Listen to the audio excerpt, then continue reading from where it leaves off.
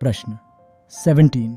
प्रत्येक मनुष्य की अपनी समझ होती है कि उसके लिए क्या सही है, तो ऐसे में सभी मनुष्य कैसे किसी एक व्यवस्था के लिए आपस में सहमत हो सकते हैं?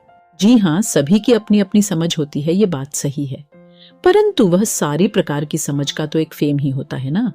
जैसे किसी फुटबॉल मैच में सब अपनी अपनी जगह पर खेलते हैं, परंतु सब एक ही मैच में एक दूसरे के साथ खेल रहे होते हैं।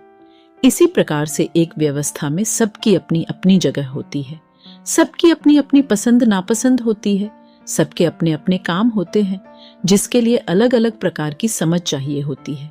भोजन में भी किसी को कुछ भोजन पसंद है और किसी को और कुछ, पर व्यवस्था में तो सभी कुछ उपलब्ध रहता है, जिसको जो चाहिए ले ले।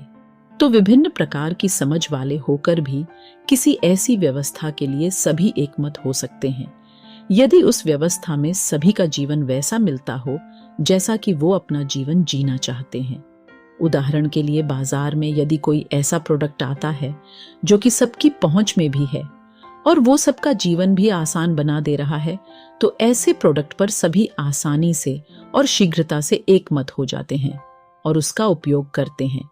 या कभी कोई समाज में नया नियम सरकार ने बनाया और वो सबके या अधिकतर के हित का हुआ, तो सभी एकमत हो जाते हैं।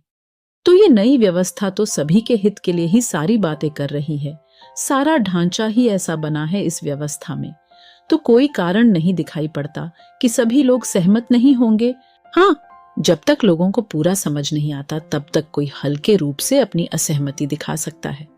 पूरा समझ आने पर आसानी से सहमति आ जाएगी सबकी, और देर सबेर तो समझ में आ ही जाना है सबको।